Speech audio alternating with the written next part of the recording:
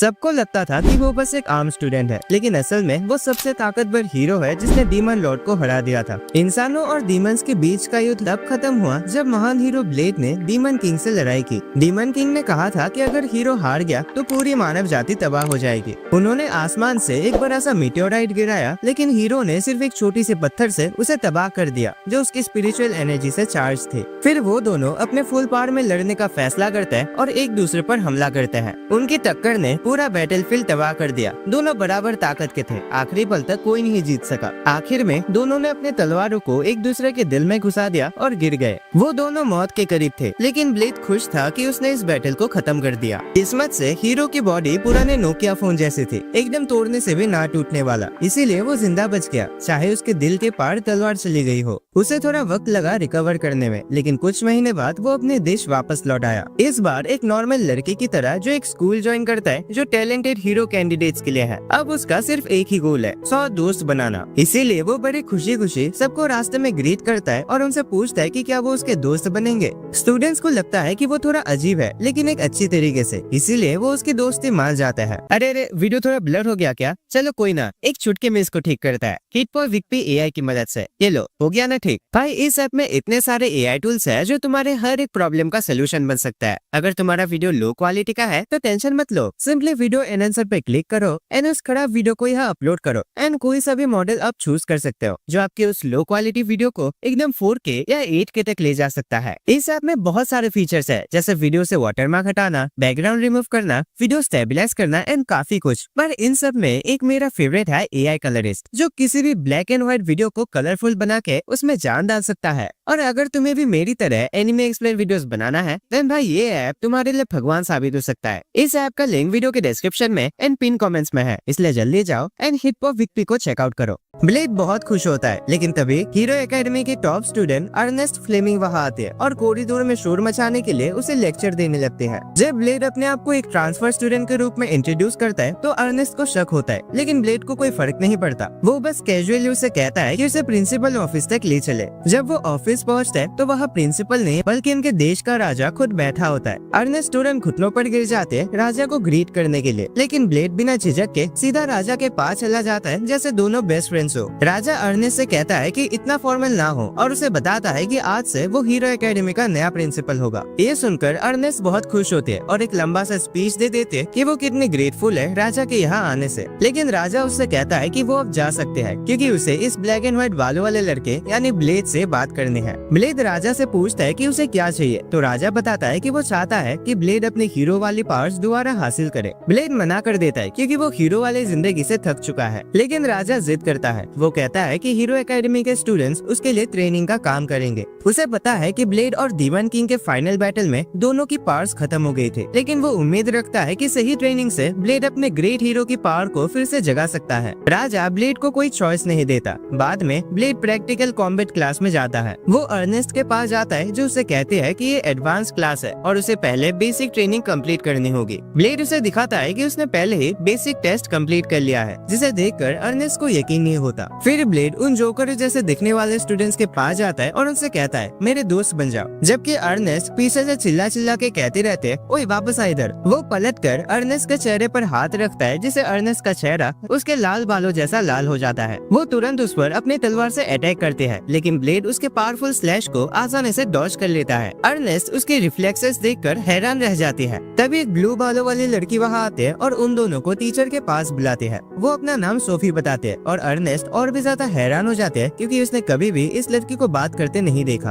अब अर्नेस्ट को ब्लेड पर और भी ज्यादा शक होने लगता है और वो टीचर से कहते हैं कि उसे ब्लेड को टेस्ट करने दिया जाए। वो पहले ब्लेड को एक प्रैक्टिस डमी के पास ले जाते हैं और कहते हैं कि अगर वो स्ट्रॉन्ग है तो इसे काट कर दिखाए। ब्लेड कहता है कि ये तो उसके लिए एक छोटी बात है। वो अपने स्पेशल स्वॉर्ड टेक्निक का यूज करता है, अपनी स्पिरिचुअल एनर्जी रिलीज करता है और अपना स्पेशल मूव ड्रैगन ईटर से डमी को अटैक करता है। उस अटैक से डमी के साथ साथ पीछे की दीवार भी उड़ जाती है। ब्लेड अपने परफॉर्मेंस से काफी खुश होता है। जैसे उसकी तलवार टूट जाते अर्नेस्ट उसके पास आते और पूछते ए भाई तुम हो क्या? वो ये देखकर शॉक हो जाते हैं कि ब्लेड के अटैक की शॉक वेव्स ने उसके कपड़े भी फाड़ दिए और आसपास के स्टूडेंट्स भी गिर गए। बाद में जब अर्नेस्ट कैफेटेरिया में लंच कर रही होती है, ब्लेड उसके पास आता है और अपने दोस्तों को भी बुलाता है, लेकिन वो मना कर देते हैं। अर्नेस्ट बताते हैं कि सब लोग उसे डरते हैं, लेकिन वो ये नहीं बताते कि ऐसा क्यों है। ब्लेड तुरंत भूल जाता है कि वो क्या कह रही थी, क्योंकि वो खाने में टूट पड़ता है। अर्नेस्ट उसे पहले के रूड बिहेवियर के लिए माफी मांगते हैं और मानता है कि ब्लेड में टैलेंट है। ब्लेड कहता है कि उसने तो पहले ही सब कुछ भुला दिया था, क्योंकि अब वो दोनों दोस्त है। ये सुनकर अर्नेस्ट का चेहरा और भी ज्यादा लाल हो जाता है और वो ब्लश करने लगते हैं। अर्नेस्ट अपने कमरे में भी एक दोस्त होने के बारे में सोचती रहते हैं, लेकिन तभी उस वक्त उसके तलवार अचानक से पैरानॉर्मल हरकतें करने लगती है।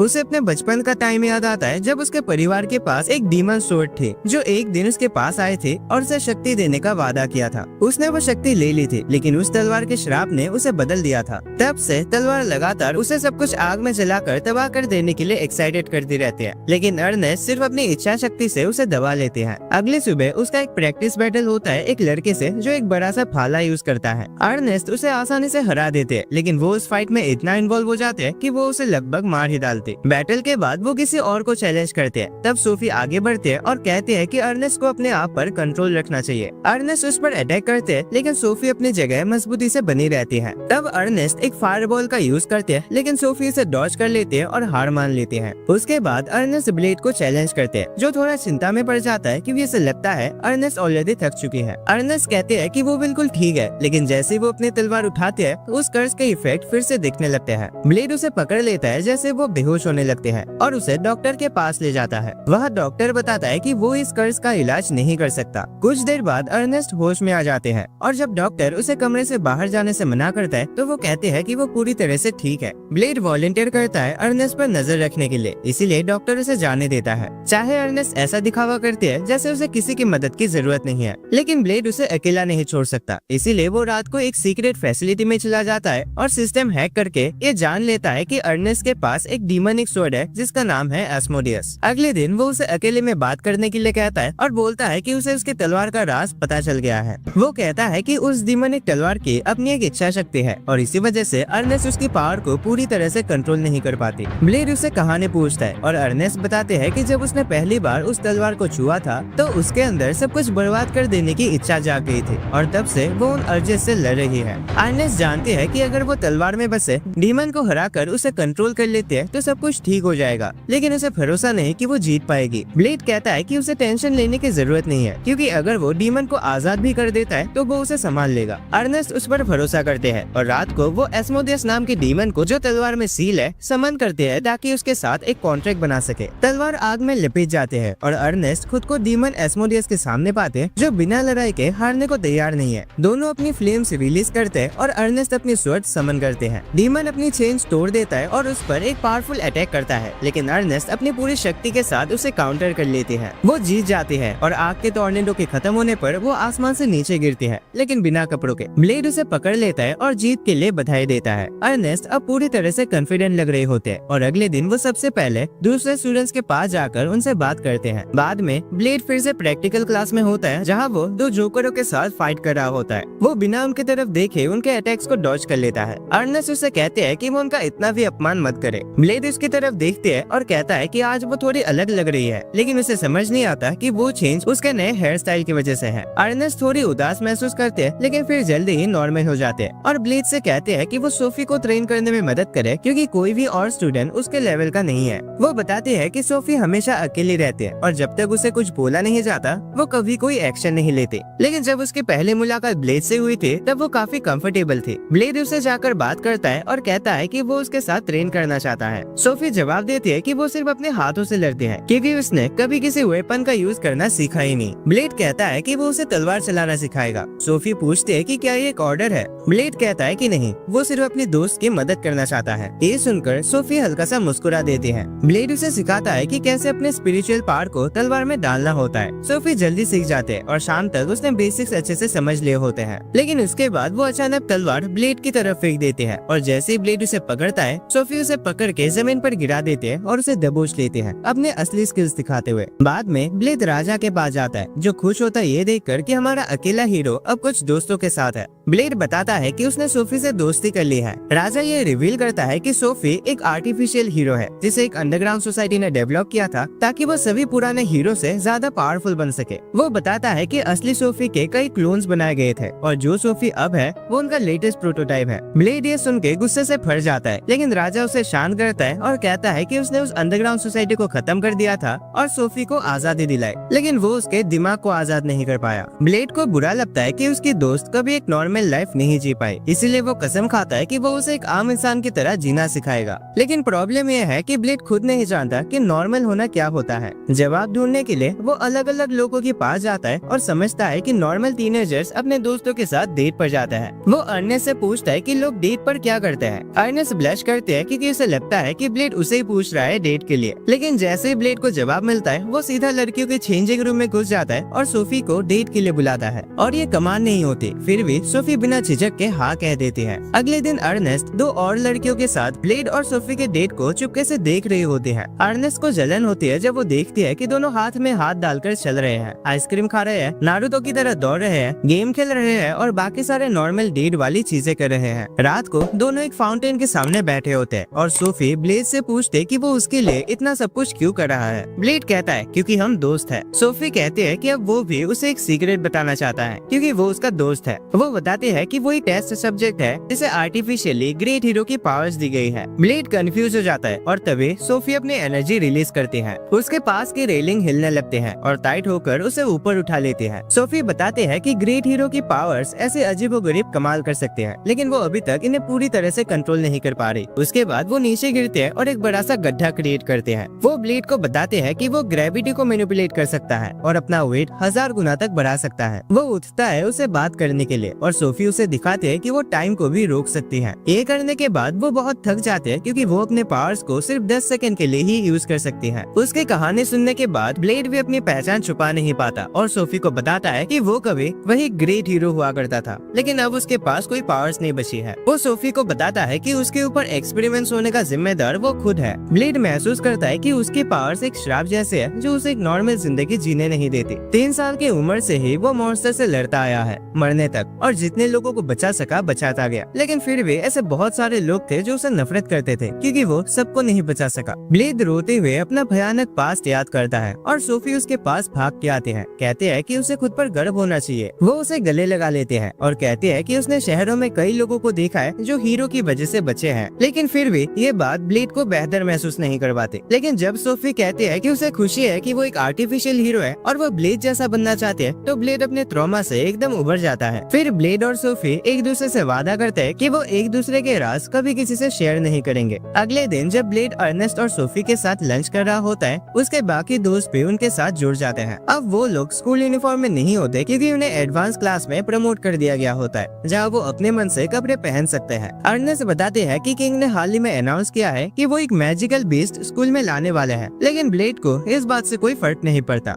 अचानक स्कूल की बिल्डिंग हिलने लगती है और ब्लेड समझ आता है कि मैजिकल बीस्ट आ चुके हैं। वो अपना खाना हाथ में लेकर तुरंत बाहर भागता है और देखता है कि एक ड्रैगन कंट्रोल से बाहर हो गया है। सब लोग उसे डर रहे होते हैं, लेकिन ब्लेड सीधा उछलता है और सिर्फ एक ही मुक्के से उसे नीचे गिरा देता है। वो अपने दोस्तों को तसल्ली देता है कि ये ड्रैगन एक बच्चा है जो भूखा है, इसीलिए गुस्सा कर रहा है। वो अपना खाना ड्रैगन को दे देता है और उसके सर पर हाथ फेरता है। तभी उसे पता चलता है कि सब लोग उसे घूर रहे हैं। ब्लेड को समझ आता है कि ड्रैगन को एक ही हिट में हरा देना लोगों के लिए नॉर्मल नहीं है और सब लोग उसे दूरी बनाने लगते हैं। तभी वो बेबी ड्रैगन चमकने लगता है और एक लड़की में बदल जाता है। ड्रैगन लड़की सीधा ब्लेड पर कूद पड़ते हैं, उसे जोर से पकड़ लेते हैं और उसे पापा कहकर बुलाते हैं। ब्लेड को अभी तक ये एहसास नहीं हुआ था कि ये लड़की ही ड्रैगन है। वो उसे चुप रहने के लिए कहता है और अपने दोस्तों से पूछता है कि वो ड्रैगन कहाँ गया। जब सोफी और अर्नेस्ट उसे बताते हैं कि ड्रैगन ने अपना फॉर्म चेंज किया है, तो वो हैरान रह जाता है। ड्रैगन लड़की फिर से उसे गले लगा लेते हैं और कहते हैं कि उसने 10 सेकंड तक चुप रहने की कोशिश की, इसीलिए अब वो उसके साथ खेलना चाहते हैं। ब्लेड के पास कोई और चारा नहीं होता, तो वो उसे अपनाता है और उसका नाम रखता है कू।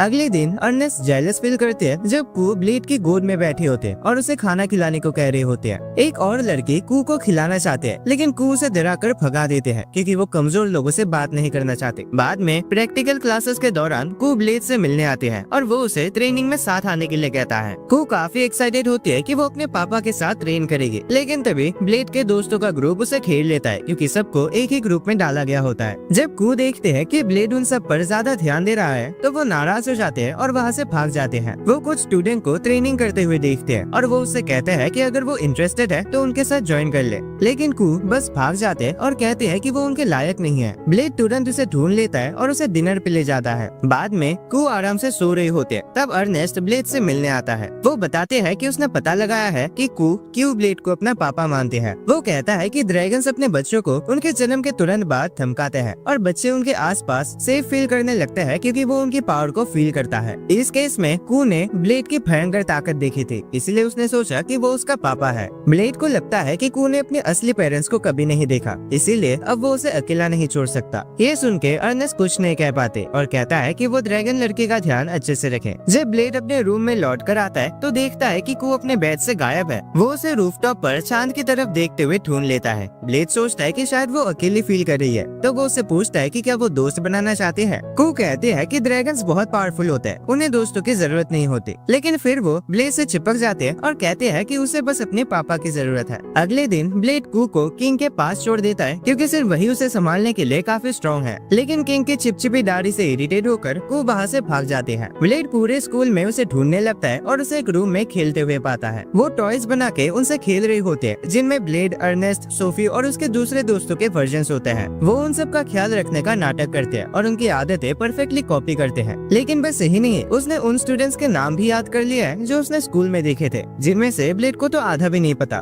ब्लेड को रियलाइज होता है कि कू सबके साथ दोस्ती करना चाहते हैं और उसे बुरा लगता है कि उसने पहले ये नहीं समझा। वो उदास होकर अपने रूम से बाहर निकलता है और अर्नेस्ट उसे ऐसे देखता है जैसे उसका मूड बहुत ही ज्यादा खराब हो। ब्लेड दीवार से अपना सर टकराने लगता है और अर्नेस्ट उसे रोक लेते हैं। वो उसे पूछते हैं कि उसे क्या परेशानी हो रही है, तो ब्लेड बताता है कि कू को दोस्तों की जरूरत है, लेकिन वो किसी को अपना बराबर तब तक नहीं मानते जब तक वो उसे हरा ना दे। उसे लगता है कि वो उसकी मदद नहीं कर सकता, लेकिन अर्नेस्ट उसे कहते हैं कि इतना दुखी मत हो और अपने दोस्तों से मदद मांगो। अगले दिन ब्लेड और अर्नेस्ट प्रैक्टिस एरिना में जाते हैं और सभी स्टूडेंट से रिक्वेस्ट करते हैं कि वो कू से लड़े और उसे हराए। स्टूडेंट्स को लगता है कि ये मुमकिन नहीं है, लेकिन तभी ब्लेड और अर्नेस्ट दोनों उनके सामने घुटनों पे बैठ जाते हैं और उनसे रिक्वेस्ट करते हैं। सोफी और ब्लेड के बाकी दोस्त भी वहाँ आ जाते हैं और वो भी रिक्वेस्ट करते हैं क्योंकि वो भी कू को लेके चिंता में है। बाकी स्टूडेंट्स के पास कोई चॉइस नहीं होती, तो वो मान जाते हैं कि वो ड्रैगन लड़की से लड़ेंगे। बाद में सभी स्टूडेंट्स एरिना में इकट्ठा होते हैं कू से लड़ने के लिए, जो अब अपने ड्रैगन फॉर्म में होते हैं। किंग भी ये सब देखने के लिए आता है। उसका असिस्टेंट उससे पूछता है कि क्या अगर वो ड्रैगन लड़की उन स्टूडेंट से हार जाते हैं तो वो इंसानों को एक्सेप्ट करेगी। किंग कहता है कि सब ठीक रहेगा क्योंकि इंसान ड्रैगन से इतने कमजोर होते हैं कि एक ग्रुप में मिलकर एक ड्रैगन से लड़ना कोई चीटिंग नहीं है। उसके बाद अर्नेस्ट अपनी तलवार निकालते हैं और स्टूडेंट्स को कमांड देते हैं कि वो बैटल के लिए रेडी हो जाए। जैसे ही वो उन पर अटैक करते हैं, ज्यादातर स्टूडेंट्स तो सीधा भाग जाते हैं, लेकिन अर्नेस्ट कमांड संभालते हैं और ड्रैगन पर अटैक करते हैं। साथ ही दूसरे स्टूडेंट्स को फॉर्मेशन में रहने के लिए चिल्लाते हैं। उसके कमांड पर स्टूडेंट्स कू को दोनों साइड से घेर लेते हैं और उस पर एक्सप्लोसिव एरो से फायर करते हैं, लेकिन उनके अटैक्स ड्रैगन के लिए काफी कमजोर होते हैं। कू बस अपनी पूंछ से उन सबको दूर फेंक देते हैं। जब कू एरिना के एक कोने में किसी स्टूडेंट की धुलाई कर रहे होते हैं तो हीलर्स दूसरे कोने में इंजर्ड स्टूडेंट्स को ठीक करने की कोशिश कर रहे होते हैं। ब्लेड बैल्कनी से ये सब देख रहा होता है। तब किंग उसके पास आकर कहता है कि स्टूडेंट्स ये लड़ाई हार जाएंगे। तभी कू कुछ देर के लिए फायर बंद कर देते हैं और उसके डिस्ट्रैक्ट होते ही सोफी और अर्नेस्ट एक कॉम्बो अटैक लॉन्च करते हैं। वो थोड़ा डैमेज जरूर पहुंचाता है, लेकिन वो इतना नहीं होता कि ड्रैगन को नीचे गिरा सके। लेकिन ये स्टूडेंट्स का असली प्लान था ही नहीं। जैसे ही कू उनके अटैक से रिकवर कर रहे होते हैं, उसे अचानक महसूस होता है कि जमीन उसके नीचे से खिसक रही है और वो एक गड्ढे में गिर जाते हैं। राजा कहता है कि ये थोड़ा चीटिंग लग रहा है, लेकिन ब्लेड कहता है कि ऐसा नहीं है क्योंकि ये ट्रैप पहले से सेट नहीं किया गया था। भाला चलाने वाला स्टूडेंट लियोनार्ड ने फाइट के दौरान वो गड्ढा खोदा था।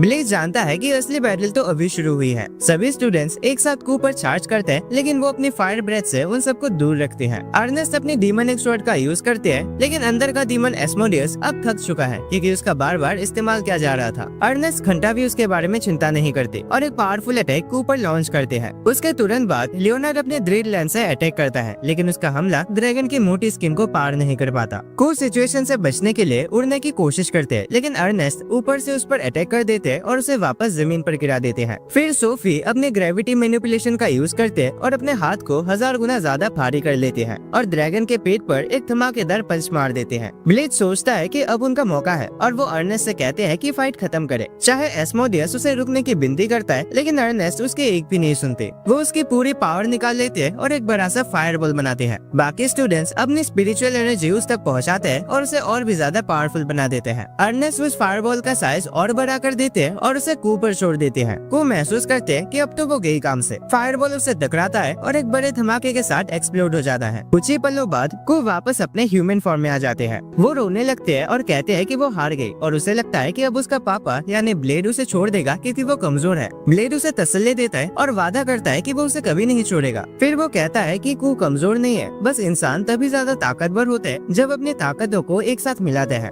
ब्लेड कहता है कि अब जब कू हार चुके हैं तो उसे अब कोई दिक्कत नहीं होनी चाहिए सबको अपने दोस्त के रूप में एक्सेप्ट करने में। कू थोड़ा घबराते हुए सबसे पूछते हैं कि क्या वो उसके दोस्त बनेंगे और सब लोग खुशी खुशी हाँ कहते हैं। कुछ दिन बाद राजा एरिना में आता है और अपने स्टूडेंट्स के लिए एक नई ट्रेनिंग मेथड पर काम शुरू करता है। वो इसे वर्चुअल रियलिटी कहता है और सब लोग फैसिलिटीज के कंप्लीट होने का इंतजार करते हैं। दूसरी तरफ ब्लेड के दोस्त कैफेटेरिया में कू के साथ मजाक कर रहे होते हैं और उसे खाना खिला रहे होते हैं। ब्लेड नोटिस करता है कि अर्नेस्ट ने एक रात में तकरीबन 40 किलो का वजन बढ़ा लिया है और कहता है कि वो अलग लग रही है। उसके सभी दोस्त उसे खूबसूरत कहते हैं और बोलते हैं कि वो इतना खराब इंसान है जो एक लड़की को उनकी बॉडी के लिए जज कर रहा है। लेकिन ब्लेड अपनी बात पर बना रहता है और सीधा बोल ही डालता है कि अर्नेस्ट मोटी हो गई है। अर्नेस्ट रोते हुए चिल्लाता है कि वो एक पागल है और भाग जाते हैं। सोफी और बाकी लड़कियां ब्लेड से कहते हैं कि वो बिल्कुल भी शर्मिंदा नहीं है और ये अर्नेस्ट के साथ उसके दोस्ती के लिए दी एंड हो सकता है। ब्लेड को समझ नहीं आता कि उनका मतलब क्या है जब तक 3 दिन गुजर जाते हैं और अर्नेस्ट अपने रूम में लॉक रहते हैं। तब ब्लेड घबरा जाता है और महसूस करता है कि कहीं वो उसकी दोस्ती खो ना दे, इसीलिए वो तुरंत माफी मांगने के लिए दौड़ता है। लेकिन लड़कियां जानते हैं कि उसे अभी तक समझ ही नहीं आया कि उसने गलती क्या की है और वो अर्नेस्ट को और ज्यादा गुस्सा कर देगा,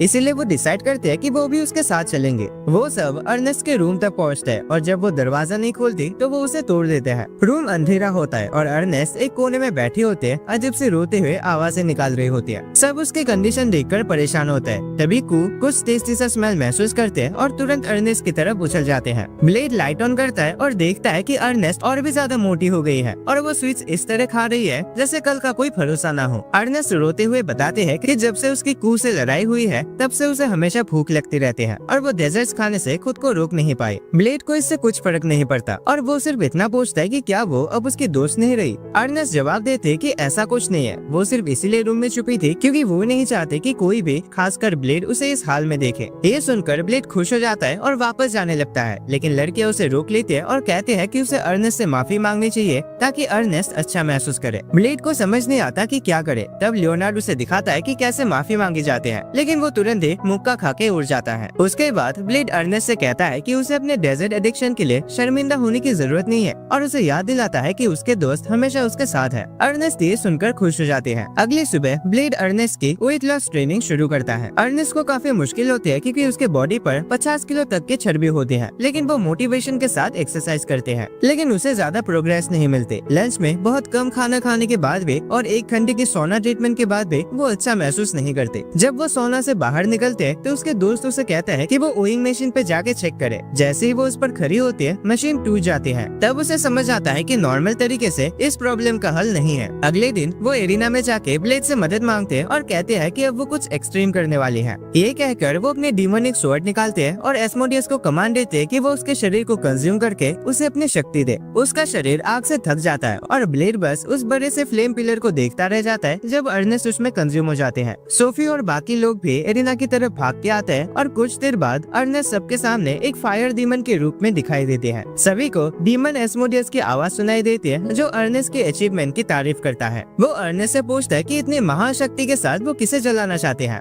अर्नेस्ट जवाब देते हैं कि वो अपनी चर्बी जलाना चाहता है क्योंकि उसने ये सब सिर्फ अपनी वेट लॉस के लिए किया है। एस्मोडियस हैरान रह जाता है, लेकिन फिर उसे समझ आता है कि अर्नेस्ट ने सही फैसला लिया क्योंकि इस भयंकर फॉर्म में रहना हर घंटे 1 मिलियन कैलोरीज कंज्यूम करता है। अर्नेस्ट हंसकर कहते हैं कि अब उसे महीनों तक एक्सरसाइज करने की जरूरत नहीं है, लेकिन फिर वो कमजोर महसूस करने लगते हैं क्योंकि उसकी काफी एनर्जी कंज्यूम हो चुकी होती है। वो गिर जाते हैं और उसका पेट गुड़गुड़ करने लगता है। अर्नेस्ट कहते हैं कि उसे भूख लगी है और वो बीस्ट मोड में चले जाते हैं जहाँ वो कुछ भी खा जाने को तैयार होते हैं, अपने दोस्तों को भी। अर्नेस्ट अटैक करते हैं, लेकिन ब्लेड अपने स्पेशल मूव का एकदम हल्का सा वर्जन यूज करता है और अपने अटैक के विंड प्रेशर से उसका आग बुझा देता है। वो अर्नेस्ट के पास जाता है जो अब अपने नॉर्मल फॉर्म में आ गए होते हैं और जब वो आंखें खोलते हैं तो ब्लेड उसकी तारीफ करता है कि उसने बहुत अच्छा काम किया, लेकिन अर्नेस्ट अब तक सबक नहीं सीखे होते और उसी रात फिर से एक राक्षस की तरह खाना शुरू कर देते हैं। उसके दोस्त समझ आता है कि इसका कुछ नहीं किया जा सकता। कुछ दिनों बाद ब्लेड एक रूटीन चेकअप के लिए स्कूल स्कूल डॉक्टर के पास जाता है, जो उसे बताता है कि उसकी हालत बेहतर हो रही है, लेकिन अगर उसने अपनी असली शक्ति का 30% से भी ज्यादा यूज किया तो वो तुरंत मर जाएगा। वापस क्लासरूम जाते वक्त उसका दोस्त क्लेयर उसे एक शाय और पढ़ाकू लड़की से मिलवाता है जिसका नाम मारिया होता है। ब्लेड को याद आता है कि वो मारिया से उस वक्त मिला था जब स्टूडेंट्स ने कू के खिलाफ लड़ाई की थी। उसे याद आता है कि कैसे मारिया बार बार गिर रही थी और फायर बॉल्स गलत डायरेक्शन में छोड़ रही थी। बेचारी लड़की उसकी कॉन्फिडेंस पूरी तरह से टूटने के बाद काफी हर्ट फील करते हैं। मारिया ब्लेड से एक मदद मांगते हैं, अगर कभी वो अपने पावर्स पे कंट्रोल खो दे तो ब्लेड उसे मार दे। ब्लेड के सभी दोस्त इस बात को सुन लेते हैं और मारिया सबको बताते हैं कि वो एक प्योर इंसान नहीं बल्कि एक ह्यूमन डीमन हाइब्रिड है। ब्लेड तो पहले से ही ये महसूस कर चुका होता है, इसीलिए मारिया उसे सब कुछ बताने में कंफर्टेबल महसूस करते हैं। तभी उसका चाय का कप टूट जाता है और चाय तुरंत भाप में बदल जाता है। वो सबसे माफी मांगते हैं और कहते हैं कि जब भी उसका कंट्रोल खो जाता है ऐसा होता है। मारिया कहते हैं कि जब से उसका कू से फाइट हुआ है तब से वो अपने पावर्स पे कंट्रोल रखने में फेल हो रही है। ब्लेड कहता है कि ये इसलिए हो रहा है क्योंकि ह्यूमंस का स्पिरिचुअल पावर डीमंस के मैजिक से अलग होता है, और जब मारिया स्पिरिचुअल पावर से भर गई थी तब उसका मैजिक सर्किट डैमेज हो गया था। मारिया ये बात कंफर्म करते हैं और कहते हैं कि अगर इसके असली पावर्स कभी बाहर आए तो उसे तुरंत रोका जाए। वो कहते हैं कि उसका इस दुनिया में कोई नहीं है, उसके माँ बाप मर चुके हैं और उसका अपना घर भी नहीं है। वो ब्लेड से मदद मांगते हैं और ब्लेड तुरंत हाँ कर देता है। उसके बाद उसके सभी दोस्त भी हाँ बोल देते हैं। बाद में ब्लेड सबको एरिना ले जाता है और अपने दोस्तों से कहता है कि कंट्रोल से छेड़छाड़ करके एरिना को सबसे पावरफुल मैजिक बैरियर से थक दो। अर्नेस्ट को ये बिल्कुल पसंद नहीं आता कि ब्लेड बिना परमिशन के स्कूल प्रॉपर्टी पर घुस आया है, लेकिन ब्लेड को इससे कोई फर्क नहीं पड़ता। वो सीधा मारिया की तरफ मुड़ता है और उसे कहता है कि अपनी छुपी हुई पूरी ताकत बाहर निकाले। मारिया मना कर देती है, लेकिन ब्लेड उसे भरोसा दिलाता है कि सब ठीक होगा। फिर भी मारिया कहते हैं कि वो अपने पावर्स रिलीज नहीं कर सकते। तब अर्नेस्ट उसे याद दिलाते हैं कि कैसे उसकी भी मदद ब्लेड नहीं की थी जब वो अपने अंदर के डीमन से लड़ रही थी। ये सुन के मारिया फाइनली मान जाती है। वो अपने मैजिक आर्टिफैक्ट्स को एक एक करके डिसेबल करते हैं। हर ब्रेसलेट उसकी पावर को आधा कर देता है और उसका नेकलेस उसकी पावर को 10 गुना तक घटा देता है। अर्नेस्ट तुरंत महसूस करते हैं कि मारिया अब अपने ओरिजिनल फॉर्म से 107 गुना ज्यादा पावरफुल हो गई है और वो उसे रोकने की कोशिश करते हैं, लेकिन जैसे ही वो मारिया के पास पहुंचने लगते हैं एक तेज हवा का झोंका उसे पीछे उड़ा देता है। मारिया फिर जोर से चीखती है और कहने लगती है कि उसके अंदर का डीमन बाहर आ रहा है। ब्लेड उससे कहता है कि सब कुछ बाहर निकाल दो और अपने दोस्तों पर भरोसा रखो। मारिया ब्लेड की बात मान लेती है और वो डीमन फॉर्म में ट्रांसफॉर्म हो जाते हैं, लेकिन जैसे ही ब्लेड उसके सर पर एक अजीब सा निशान देखता है उसे समझ आता है कि मारिया कोई आम डीमन नहीं है बल्कि वो खुद डीमन लॉर्ड का दूसरा जन्म है। मारिया तुरंत इस बात को कंफर्म करते हैं और हंसकर कहते हैं कि सब उसके सामने झुक जाए क्योंकि डीमन किंग अब लौट चुकी है। अर्नेस्ट बिना देर किए अपने फायर डीमन मोड में चली जाते हैं और मारिया पर अटैक करते हैं, लेकिन मारिया उसे एक ही थप्पड़ में उड़ा देती है। लियोनार्ड तुरंत मारिया की तरफ दौड़ता है, लेकिन वो सिर्फ अपनी उंगली हिला के उसे हरा देते हैं। सोफी और को डिसाइड करते हैं कि अब उनकी बारी है। सोफी मारिया की तरफ जंप करते हैं और उसे पकड़कर अपना सबसे पावरफुल ग्रेविटी मैजिक यूज करते हैं, जबकि कू ड्रैगन फॉर्म में ट्रांसफॉर्म हो जाते हैं। सोफी मारिया को जमीन पर गिराकर उसे हिलने नहीं देते, लेकिन कुछ सेकंड्स बाद वो बेहोश हो जाते हैं। तब तक कू अपनी फायर ब्रेथ चार्ज करके फुल पावर में अटैक करते हैं, लेकिन मारिया उसका अटैक पकड़ के उसी पर वापस कर देती है। कू भी बाकी सबकी तरह हार जाते हैं। ब्लेड अब बहुत गुस्से में है। वो मारिया पर अटैक करते हैं जब वो डिक्लेयर करते हैं कि ब्लेड से निपटने के बाद वो पूरे किंगडम को तबाह कर देगी। ब्लेड उसे अपने स्वॉर्ड से अटैक करता है। मारिया पहले मजाक समझते हैं, लेकिन फिर उसे एहसास होता है कि ब्लेड उसे मारने का इरादा नहीं रखता। वो उससे कहते हैं कि सीरियसली लड़े वरना वो उसे सही में मार देगा। फिर वो अपना विंड मैजिक यूज करके ब्लेड को बैरियर तक फेंक देते हैं। ब्लेड फाइनली अपने तलवार निकालता है और मारिया पर फिर से अटैक करता है, लेकिन मारिया उसके हर अटैक का आसानी से सामना करते हैं। ब्लेड कुछ कदम पीछे जाता है, तब मारिया आसमान में उड़ जाते हैं और काउंटर अटैक के लिए फायर मैजिक का इस्तेमाल करते हैं।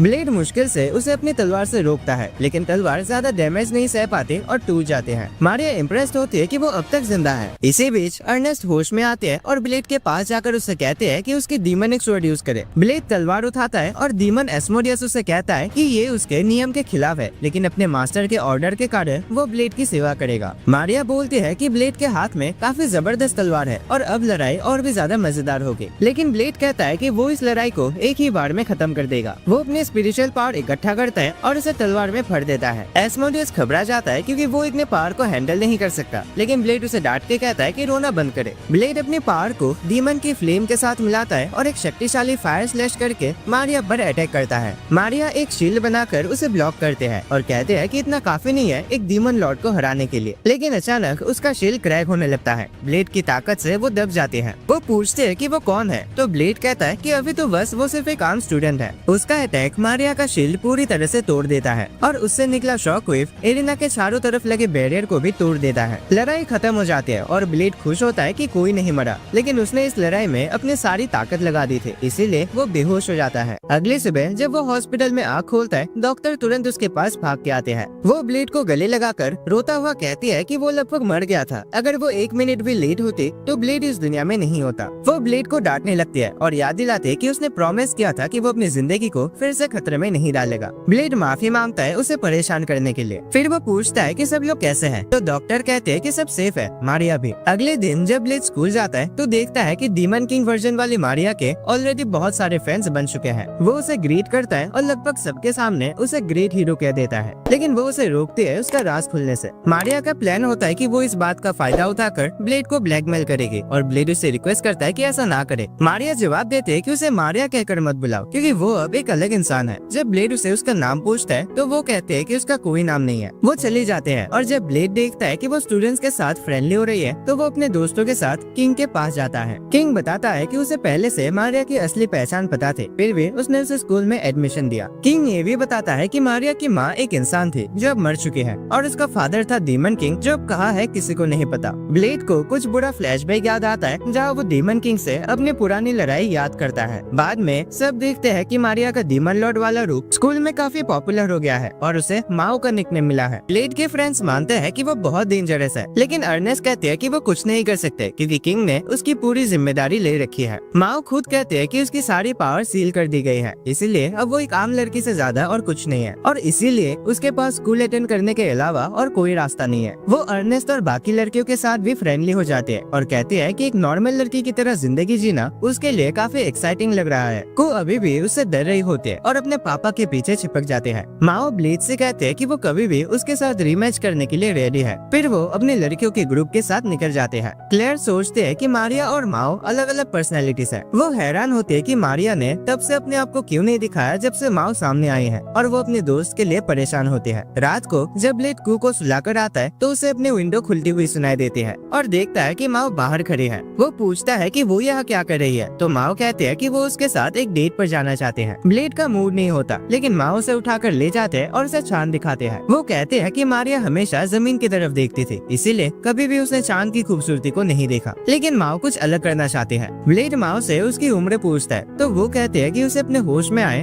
अभी 5 साल ही हुए हैं, लेकिन फिर भी वो नहीं चाहती कि ब्लेड उसे एक बच्चे की तरह ट्रीट करे। वो अपनी थर्ड की वर्जन दिखाने की कोशिश करते हैं, लेकिन जब ब्लेड का कोई रिएक्शन नहीं आता तो माओ थोड़ा दुखी होकर कहते हैं कि वो सिर्फ स्कूल में इसीलिए है क्योंकि वो अब भी उस ग्रेट हीरो से जुड़ी हुई है जिसने उसे हरा दिया था। वो बताते हैं कि वो भी एक आम मैजिकल बीस्ट की तरह ही है जो सिर्फ ताकत के लिए तरसते हैं। इसी वजह से वो ब्लेड का सम्मान करते हैं और उसे पसंद करते हैं क्योंकि वो उससे भी ज्यादा ताकतवर है। वो उसके पास बैठ जाते हैं और कहते हैं कि चाहे ब्लेड अब पहले से कमजोर हो चुका है, फिर भी उसे वो अब भी पसंद है। माओ उसका हाथ पकड़ लेते हैं और कहते हैं कि वो उसकी तरफ अट्रैक्टेड है। ब्लेड थोड़ा घबरा जाता है। माओ अपने शब्दों को दोहराते हैं और कहते हैं कि उसे अपने इमोशंस का पूरा मतलब नहीं पता, लेकिन वो चाहते हैं कि वो ब्लेड के साथ ज्यादा समय बिताए। ब्लेड जवाब देता है कि कॉम्प्लिकेटेड प्यार भरी बातों से बेहतर है कि वो एरिना चले और एक अच्छा फाइट करे। माओ कहते हैं कि ब्लेड अभी उसके साथ लड़ने की हालत में नहीं है और वो खुद भी अपने मैजिकल नेकलेस को हटा नहीं सकती जो उसकी पावर्स को कंट्रोल करता है। माओ बताते हैं कि मारिया की कॉन्शियसनेस अभी भी उसके अंदर छुपी हुई है और वो पूरी कोशिश कर रही है कि उसकी पावर सीली रहे। ब्लेड मारिया के बारे में और जानना चाहता है। माओ बताते हैं कि मारिया एक शांत और डरपोक लड़की थी जिसके दिल में कई सारे नेगेटिव फीलिंग छुपी थी।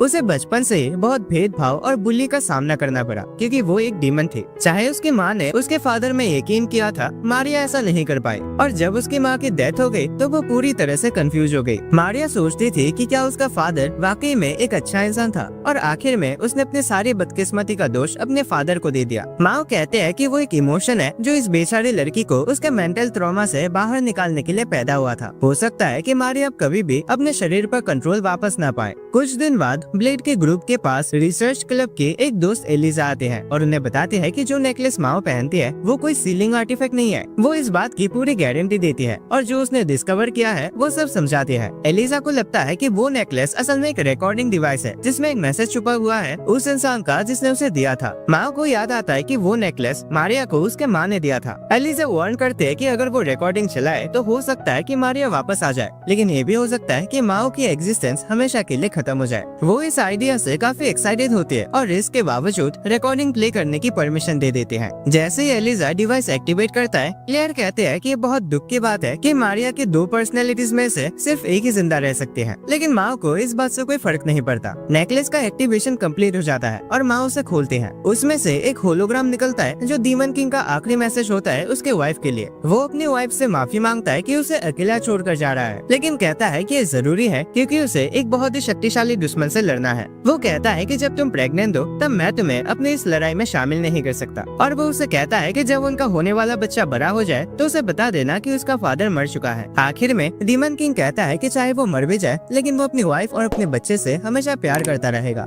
मैसेज यही खत्म हो जाता है और माओ रोने लगते हैं। वो कहते हैं कि वो बहुत मुश्किल से अपने शरीर पर कंट्रोल कर पा रही है और बहुत जल्द मारिया वापस कंट्रोल ले लेगी। वो अपने दोस्तों से कहते हैं कि मारिया का नाम पुकारो ताकि वो लौट सके, और ये भी कहते हैं कि उन्हें उसकी मौत के बारे में दुखी नहीं होना चाहिए। सब लोग जोर से मारिया का नाम लेते हैं और तुरंत ही माओ घुटनों पर गिर जाते हैं। उसके पर्सनालिटी बदल जाते हैं। क्लेयर और एलिजा रोते हुए मारिया को संभालते हैं और सब खुश होते हैं कि वो जीत गई। बोनस गुड न्यूज ये होती है कि माओ भी डिस्ट्रॉय नहीं हुई क्योंकि मारिया चाहती थी कि दोनों पर्सनालिटी एक साथ जीत सके। थोड़ी देर बाद ब्लेड का एरिना में मारिया से मैच होता है। जैसे ही वो अपना चश्मा उतारते हैं और बालों को खोलते हैं वो माओ में ट्रांसफॉर्म हो जाते हैं। दोनों के बीच जबरदस्त फाइट होती है और आखिर में ब्लेड माओ के ऊपर आ जाता है जबकि उनके सभी दोस्त दोनों को चीयर कर रहे होते हैं। ब्लेड अपने दोस्तों के साथ टाउन में घूम रहा होता है जब वो देखते हैं कि एक गाड़ी ब्रिज के नीचे फंस गया है। उन्हें पता चलता है कि गाड़ी को एक सेंटावर खींच रही है जिसे ब्लेड तुरंत पहचान लेता है। वो ब्लेड को ग्रेट हीरो कहने वाले होते हैं लेकिन ब्लेड उसे रोक देता है बताते हुए कि उसकी ग्रेट हीरो वाली पहचान एक सीक्रेट है।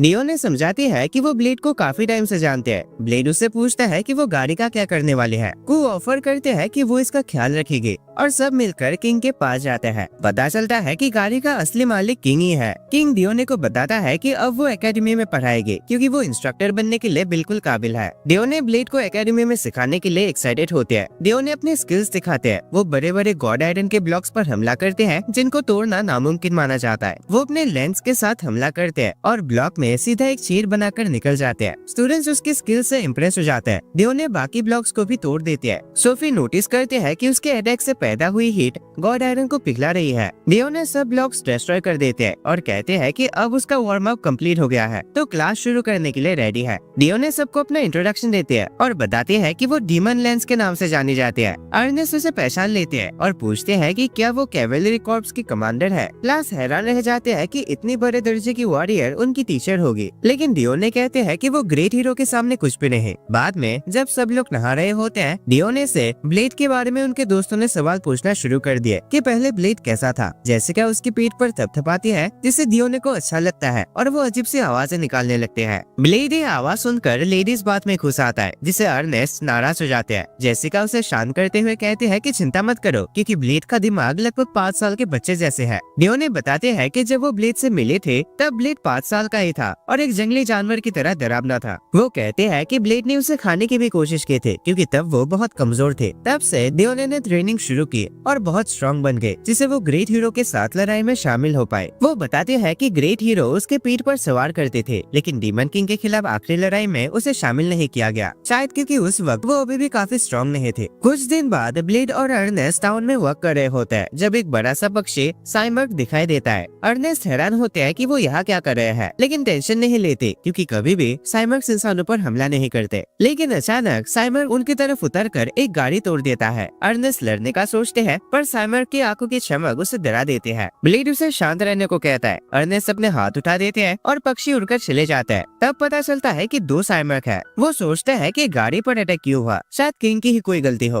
अर्नेस्ट किंग के पास दौड़कर जाते हैं और पूरी सिचुएशन बताते हैं। किंग बताता है कि डियोने की गाड़ी में साइमर्क का एक अंडा था जिसकी वजह से वो दोनों साइमर्क गुस्से में है। अर्नेस्ट परेशान हो जाते हैं कि किंग के इस कारनामे की वजह से वो दोनों साइमर्क गुस्से में पागल हो चुके हैं। किंग समझाता है कि साइमर्क ने गलत जगह पर घोंसला बनाया था। अंडे को ऊंचाई पर होना जरूरी होता है जहाँ ढलते सूरज की रोशनी पड़ सके, तभी वो अंडा फूटेगा। अगर उस अंडे को वही छोड़ा होता तो वो कभी बड़ा ही नहीं होता। किंग बताता है कि अंडा कल फूटेगा और वो उन सबको ऑर्डर देता है कि वो इसकी हिफाजत करे। अगले दिन ब्लेड स्टूडेंट्स को बताता है कि उन्हें संसद तक अंडे का ख्याल रखना होगा क्योंकि साइमर्क गुस्से में है और अगर उन्हें अंडा मिल गया तो वो उसे नुकसान भी कर सकता है। ब्लेड बताता है कि उनका प्लान है अंडे को छुपाकर एक एलिवेटर से टावर की टॉप पर पहुंचाना जहां वो परफेक्ट परफेक्ट कंडीशन में फूटेगा। यहाँ कैपिटल में साइमर गाड़ियों को तोड़ रहे होते हैं, लेकिन स्टूडेंट्स पहले ही शहर के लोगों को वहाँ से निकाल चुके होते हैं और अब वो साइमर से लड़ रहे होते हैं। गॉड आयरन के वायर से उन्होंने उसे बांध दिया होता है, पर पक्षी इतने पावरफुल होते हैं कि वो पूरे बिल्डिंग को उठाकर उड़ जाता है। ब्लेड फिर भी खुश होता है क्योंकि उन्हें काफी टाइम मिल गया है अंडे को फूटने के लिए। क्लेयर घायल लोगों का इलाज कर रहे होते हैं, पर तभी दूसरा साइमर आ जाता है। को फायर ब्लास्ट करते हैं पर कोई असर नहीं होता। फिर मारिया माओ को कंट्रोल लेते हैं जो लाइटनिंग से हमला करते हैं, पर वो भी पक्षी को नहीं गिरा पाते। तब अर्नेस्ट एस्मोडियस की फ्लेम यूज करने के लिए अपनी सारी एनर्जी जला देते हैं, जिससे साइमर को काफी डैमेज होता है। एनर्जी खत्म होने पर वो एक बिल्डिंग में क्रैश होती है जहाँ उसे पुडिंग मिल जाते हैं और वो खाकर अपनी ताकत वापस पा लेती है। सनसेट के वक्त वो एलिवेटर से अंदर ऊपर ले जाता है, पर एलिवेटर खराब हो जाता है। तभी एक साइमर सीधा उनकी तरफ उड़कर आता हुआ दिखाई देता है। ब्लेड टावर पर चढ़ने लगता है, लेकिन वो स्ट्रगल करता है क्योंकि वो अपनी ताकत का सिर्फ 15% ही यूज कर सकता है। नियो ने उसकी मदद करते हुए उसे अपनी पीठ पर चढ़ा लेते हैं। वो ब्लेड को याद दिलाते हैं कि अब वो अकेला नहीं है। ब्लेड मुस्कुराता है और कहता है कि हाँ, अब उसके पास बहुत सारे दोस्त हैं और वो दियोने को भी उनमें से एक मानता है। वो अंडे तक पहुंच जाता है, लेकिन ब्लेड उसे उठा नहीं पाता। तब दियोने एक आइडिया देते हैं, ब्लेड को कसके पकड़ने को कहते हैं, फिर वो उसे सीधा ऊपर तक पुश कर देते हैं। किंग उनका वेलकम करता है, लेकिन तभी एक साइमर उनकी तरफ आता हुआ दिखाई देता है। किंग कहता है कि अब उसका समय आ गया है कुछ कर दिखाने का।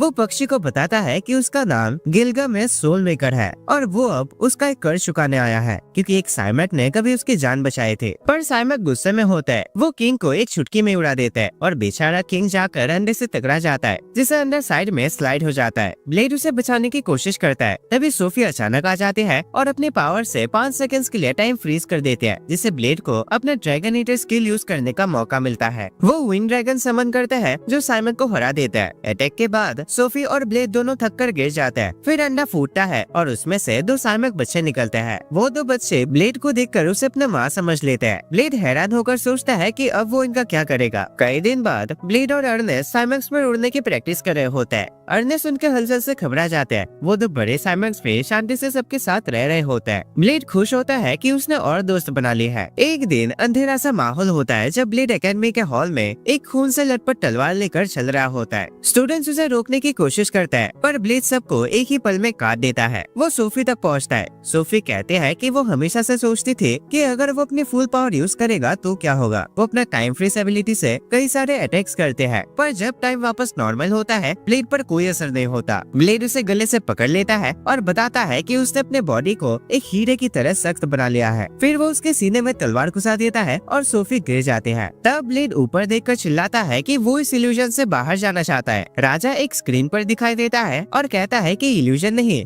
वर्चुअल रियलिटी है। ये चीज आधुनिक जादू का यूज करके बनाया गया है। किंग बताता है कि इस दुनिया में वो अपने फुल पावर के साथ लड़ सकते हैं बिना किसी को असलियत में नुकसान पहुंचाए, इसीलिए ट्रेनिंग के लिए परफेक्ट है। ब्लेड कहता है कि ये दुनिया बहुत ही रियलिस्टिक है और लोग कंफ्यूज हो सकते हैं कि वो असली दुनिया में है या वर्चुअल दुनिया में, और गलती से किसी को चोट पहुंचा सकते हैं। किंग सेटिंग्स एडजस्ट करता है और पूरी दुनिया को चॉकलेट की दुनिया कैंडी लैंड में बदल देता है। वो ब्लेड को बताता है कि ये एक डेथ मैच है और जो जीतेगा वो वर्चुअल रियलिटी को अपनी मर्जी से यूज कर सकता है। लियोनार्ड अपनी लेंस लेकर हमला करता है, पर अर्नेस्ट तुरंत उसे हरा देते हैं। लगता है वर्चुअल वर्ल्ड में वो पूरी तरह अपनी इंस्टिंक्ट फॉलो कर रही है। ब्लेड चल रहा होता है तब वो क्ले को जेसिका से लड़ते हुए देखता है और कासिम को क्लेयर से लड़ते हुए। जेसिका पीछे धकेल दी जाते हैं और लड़के उन्हें कह रहे होते हैं कि वो बस गिव अप कर दे क्योंकि वो कभी भी इनसे नहीं आ रहे, पर लड़कियां हार मानने से इनकार कर देते हैं। जेसिका कासिम को हरा देते हैं और क्लेयर क्ले को अपने डंडे से मार देते हैं। तभी अर्नेस्ट उनके तरफ आते हैं, मतलब ब्लेड से लड़ने। वो एक साइको की तरह उस पर हमला करते हैं, पर ब्लेड अपने भयंकर हमले से सबको छुड़ा देता है। ब्लेड होश में आता है और किंग अनाउंस करता है कि ब्लेड ये टूर्नामेंट जीत गया है। क्लेयर और जेसिका कहते हैं कि उन्हें तो उसका अटैक दिखाई भी नहीं दिया। अर्नेस्ट अपने पागल स्वभाव पर रोने लगते हैं, पर किंग हंसकर कहता है कि वो मजेदार था, पर अर्नेस्ट खुश नहीं होते। Blade virtual reality machine use करना शुरू करता है। किंग देखता है कि ब्लेड ने उस दुनिया में काफी ज्यादा ताकतवर मॉन्स्टर्स ऐड कर दिया है। उसे लगता है कि ये यहाँ तक कि ग्रेट हीरो के लिए भी मुश्किल होगा, पर ब्लेड राजा को ही उसके अंदर लॉग इन कर देता है। किंग घबरा जाता है जब वो सब तरह के मॉन्स्टर्स के सामने आ जाता है और ब्लेड असिस्टेंट को कहता है कि अगर किंग मर भी जाए तो उसे रिवाइव करते रहना। ब्लेड आराम से लंच एंजॉय करता है, पर क्ले और कासिम दुखी होता है। अर्नेस्ट पूछते हैं कि क्या हुआ, तो ब्लेड बताता है कि उन्हें लड़कियों ने हरा दिया है। वो कहता है कि शायद वो अपनी स्किल्स में कमजोर हो गए थे और उन्होंने ट्रेनिंग को सीरियसली नहीं लिया था। लंच के बाद ब्लेड एक नए हॉट स्प्रिंग का फ्लायर देखता है। वहाँ जाकर वो दियोने को बाहर खुदाई करते देखता है। वो सबको वेलकम करते हैं और सब एक आराम भरी बात लेते हैं। ब्लेड नोटिस करता है कि अर्नेस्ट वहाँ नहीं है। जेसिका कहते हैं कि शायद उसे हॉट स्प्रिंग पसंद नहीं, पर अर्नेस्ट एक पत्थर के पीछे से निकलते हैं और कहते हैं कि उसे मिक्स्ड बात पसंद नहीं। क्ले और कासिम अभी भी दुखी होते हैं। लड़कियां उन्हें बोलते हैं कि वो बस तुक्के में जीते थे, पर अर्नेस्ट समझ जाते हैं कि वो उनके जख्मों पर नमक छिड़क रही है। क्लेयर जीतने के लिए माफी मांगते हैं, पर इससे उनका ईगो और टूट जाता है और वो रोकर भाग जाता है। रात को ब्लेड उन दोनों को देखने जाता है। वो कहते हैं कि ब्लेड उनकी बात समझ नहीं सकता क्योंकि वो कभी हारा ही नहीं। वो रिवील करते हैं कि वो दोनों उन लड़कियों से प्यार करते हैं, इसीलिए हारना उन्हें इतना बुरा लगा। तभी कू रूम में घुसकर कहते हैं कि उन्हें बस स्ट्रॉन्ग बनना है, कि वे लड़कियों को ताकतवर लड़के पसंद आते हैं। वो कहते हैं कि ब्लेड उन्हें ट्रेन करेगा। इधर लड़कियां गर्ल्स नाइट एंजॉय करते हैं।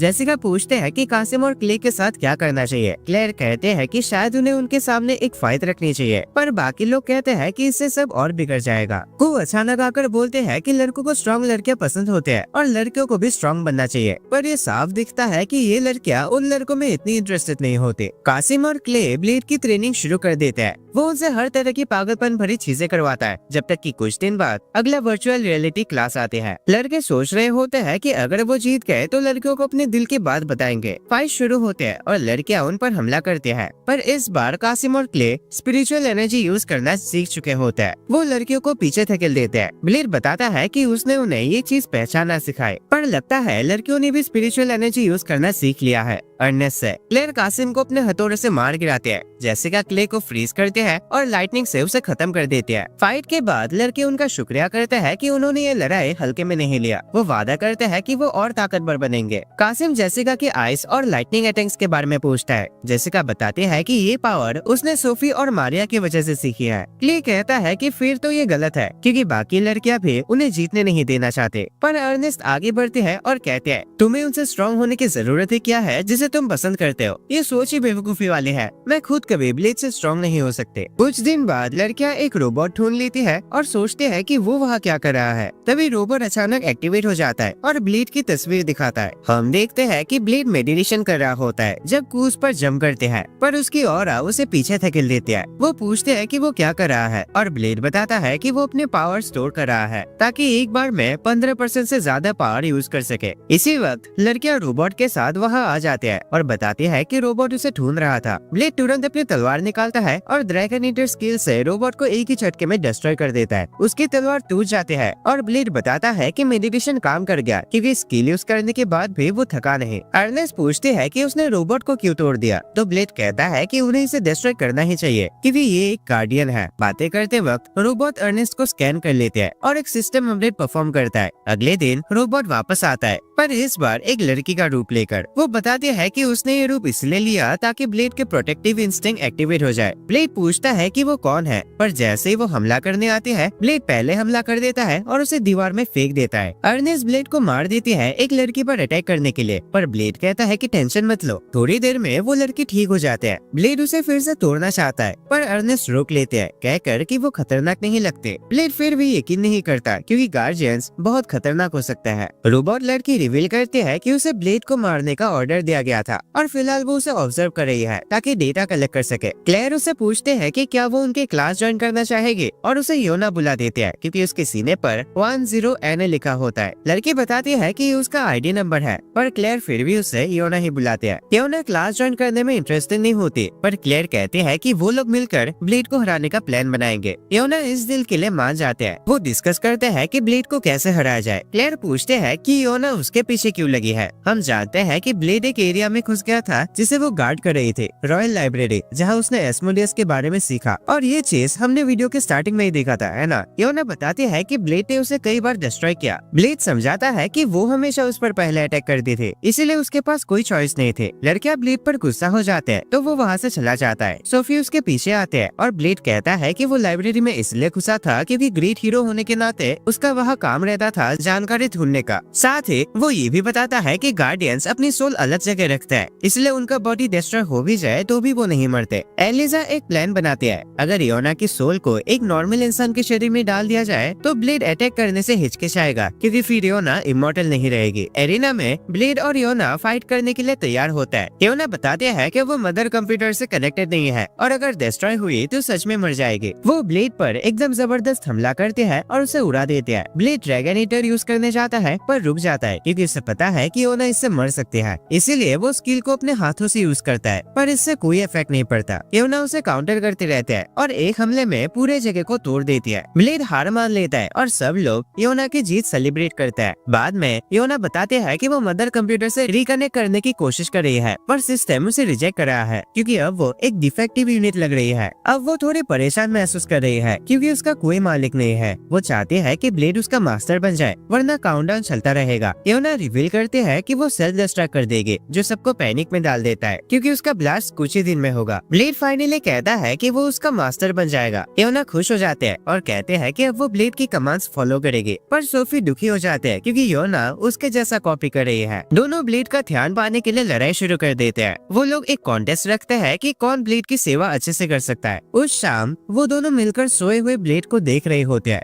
योना बताती है कि वो हमेशा अकेली थी और ब्लेड ही एक ऐसा इंसान था जो उससे मिलने आता था। सोफी भी अकेली थी जब वो लैब में थी। उसका कहना था कि वो सिर्फ ब्लेड की वजह से एक नई जिंदगी महसूस कर पाए। दोनों समझ जाते हैं कि उनके बीच इतना अंतर नहीं है और धीरे धीरे वो एक दूसरे के करीब आने लगता है। ये देखकर ब्लेड बहुत खुश होता है। अगले दिन ब्लेड योना से कहता है कि वो अपना काउंटर दिखाए। तब पता चलता है कि योना कुछ घंटों में सेल्फ डिस्ट्रैक्ट होने वाली है। वो बताते हैं कि ब्लेड की सेवा करने से उसका काउंटर थोड़ा स्लो हुआ और एलिजा अंदाजा लगाते हैं कि शायद इसलिए हुआ क्योंकि ब्लेड एक इंसान है। योना कहते हैं कि वो अपने आखिरी पल उनके साथ बिताना चाहते हैं, तो सब मिलकर उसके लिए एक पार्टी रखते हैं। सोफी उसे कहते हैं कि उसे इस पल का पूरा मजा लेना चाहिए, क्योंकि सब लोग उसकी इच्छा पूरी करने की कोशिश कर रहे हैं। उसे अपने दोस्त कहकर सब मिलकर मजे करते हैं और पार्टी के बाद अर्नेस्ट ब्लेड को ढूंढने निकलते हैं, पर वो कहीं नहीं मिलता। योना का समय लगभग खत्म होने वाला होता है, तो वो सबसे दूर चली जाते हैं और सबके आसपास एक बैरियर बना देते हैं ताकि उन्हें नुकसान ना हो। वो सबका धन्यवाद करते हैं, कहते हैं कि उन्होंने उसके आखिरी पल खुशियों से भर दिए। अब वो इंसानों को समझने लगी है। योना अर्नेस्ट से कहते हैं कि उसे डर लग रहा है, क्योंकि वो अपनी जिंदगी खत्म नहीं करना चाहते। वो सबसे कहते हैं कि उसे कभी भूलना मत और उन्हें गुड बाय कहते हैं, लेकिन सब हैरान रह जाता है क्योंकि योना सेल्फ डिस्ट्रक्ट नहीं करते। सब सोचने लगते हैं कि ये क्या हो रहा है। तभी ब्लेड जमीन के नीचे से निकलकर सामने आता है। अर्नेस्ट उसे पूछते हैं कि वो पार्टी में क्यों नहीं आया। ब्लेड बताता है कि वो मदर कंप्यूटर के पास गया था और उसे योना की जिंदगी बचाने की भीख मांगे थे, और इसी की वजह से योना का मदर कंप्यूटर से कनेक्शन वापस जुड़ गया और अब योना खुद को बर्बाद नहीं करेगी। सब लोग खुशी से झूम उठते हैं। बाद में एकेडमी में एक बैटल रॉयल होता है, जहाँ हर स्टूडेंट अपनी शक्ति का इस्तेमाल करके एक दूसरे से लड़ता है, लेकिन ब्लेड सबको आसानी से हरा देता है। सिर्फ लियोनार्ड खड़ा रह जाता है, तो सब उसे शेयर करते हैं, कहते हैं कि वो ब्लेड को हरा दे। लियोनार्ड अर्नेस्ट के लिए जीतना चाहता है, पर अर्नेस्ट सोचते हैं कि उसका कोई चांस नहीं है, क्योंकि वो काफी कमजोर है। लियोनार्ड ब्लेड पर हमला करता है, लेकिन ब्लेड उसे तुरंत हरा देता है। बाकी सब लोग उसे कचरा समझकर वहाँ से चले जाते हैं। उस शाम लियोनार्ड सोचता है कि ब्लेड कितना शक्तिशाली है और उसे लगता है कि उसके सामने कोई मुकाबला नहीं, पर वो ये भी जानता है कि अर्नेस्ट कभी उसकी तरफ नहीं देखेगी जब तक वो ब्लेड को नहीं हराएगा। अगले दिन लियोनार्ड की मुलाकात मारिया से होते हैं। मारिया जानते हैं कि वो ब्लेड के खिलाफ जीतना चाहता है, इसलिए वो कहते हैं कि वो उसका साथ देंगे और उस पर भरोसा करते हैं। लियोनार्ड उसका धन्यवाद करता है और कहता है कि वो किसी भी कीमत पर जीतेगा ताकि अर्नेस्ट उसे पहचाने। तभी एलिजा उनके पास आते हैं, कहते हैं कि वो जानते हैं ब्लेड को हराना मुश्किल ही नहीं नामुमकिन है, इसलिए वो उनकी मदद करने का ऑफर देते हैं, कहकर कि वो उनके लिए एक प्लान बनाएगी। लियोनार्ड ब्लेड के दोस्तों को बुलाता है और पूछता है कि क्या उनके पास कोई आइडिया है जिसे वो ब्लेड को हरा सके। जेसिका एक चालाक प्लान बनाते हैं, कहते हैं कि उन्हें ब्लेड पर तब हमला करना चाहिए जब वो सो रहा हो।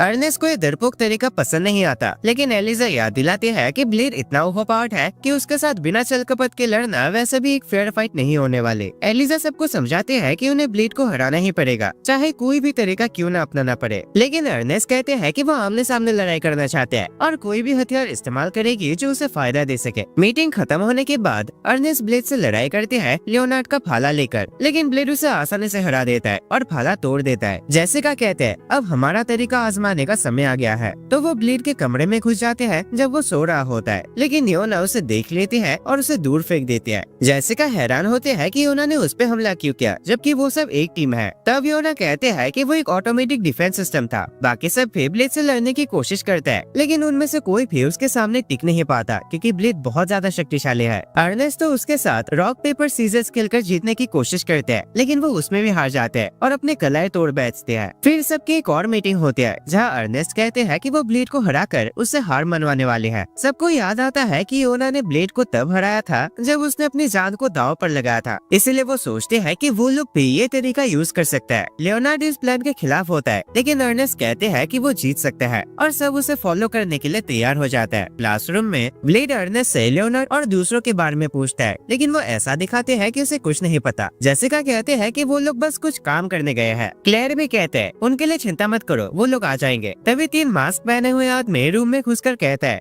अब ये कमरा हमारे कब्जे में है। अर्नेस्ट मदद के लिए चिल्लाते हैं, लेकिन ब्लेड को कोई फर्क नहीं पड़ता। वो लोग डॉक्टर को बंदी बना लेते हैं, यानी होस्टेज बना लेते हैं और स्टूडेंट्स को निकल जाने को कहते हैं। ब्लेड जाने लगता है, लेकिन अर्नेस्ट उसे रोककर कहते हैं कि डॉक्टर बंदी है और उसे बचाना होगा। डॉक्टर खुश होती है ये सुनकर, क्योंकि उसे लगता है अब ब्लेड उसे बचाएगा। तब सब लड़के कहते हैं चलो हम भी बंदी बन जाते हैं, तब ब्लेड हमें भी बचाएगा। और सब लोग एक दूसरे से लड़ने लगते हैं कि कौन कैदी बनेगा। डॉक्टर शांति से निकल जाते हैं और अर्नेस्ट को बंदी बना देते हैं, लेकिन ब्लेड को होस्टेज का मतलब ही नहीं पता। वो कू से पूछता है तो कू कहते हैं कि होस्टेज का मतलब खाना। ये सुनकर ब्लेड और भी उलझ जाता है। उसका शांत स्वभाव देखकर अर्नेस्ट गुस्सा हो जाते हैं और कहते हैं अबे ओ छोटे दिमाग, मुझे बचाओ, मुझे, मैं बंदी हूँ। बाकी लड़कियां भी चिल्लाते हैं हम सब बंधे हुए हैं, हमें बचाओ। लेकिन ब्लेड अब भी सिचुएशन समझने में लगा होता है। सोचता है कि कहीं ये टेररिस्ट उन्हें खाने की प्लानिंग तो नहीं कर रहे। टेररिस्ट ब्लेड से कहता है हमारे आगे सरेंडर करो, लेकिन ब्लेड तुरंत समझ आता है कि ये सब उसके दोस्त ही है। उनके स्वभाव से पहचान लेता है। वो लोग अपना मास्क उतारते हैं और उसके सामने झुक जाता है। ब्लेड पूछता है तुम लड़कियों के साथ क्या करने वाले थे? तो कासिम कहता है ये सब हमारे खाने के लिए है। ये सुनकर क्लेयर उसे मार देते हैं। लियोनार्ड ब्लेड से कहता है अब सरेंडर कर दो, तुम ऐसे मामले में कमजोर हो। लेकिन ब्लेड मुस्कुराता है और कहता है तुम्हारा प्लान काम नहीं करेगा। वो अर्नेस्ट को पकड़ लेता है जैसे वो खुद उसका बंदी हो। फिर अपनी तलवार घुमाता है और सब लड़कों के हथियार नीचे गिराकर उनके कपड़े भी फाड़ देता है। सब लोग मिलकर ब्लेड पर हमला करते हैं, लेकिन वो आराम से सबको हरा देता है और पूछता है आखिर तुम सब मिलकर कर क्या रहे थे? मारिया कहते हैं कुछ नहीं, ये लड़के बस टेररिस्ट बनने की एक्टिंग कर रहे थे। तो ब्लेड कहता है अच्छा मतलब तुम सब एक गेम खेल रहे थे, क्या कल फिर खेलने आओगे? लेकिन लगता है सबका मन भर चुका होता है। कैफेटेरिया में ब्लेड कुछ स्टूडेंट्स को बर्थडे मनाते हुए देखता है और तब हमें पता चलता है कि ब्लेड को तो ये तक नहीं पता कि बर्थडे क्या होता है।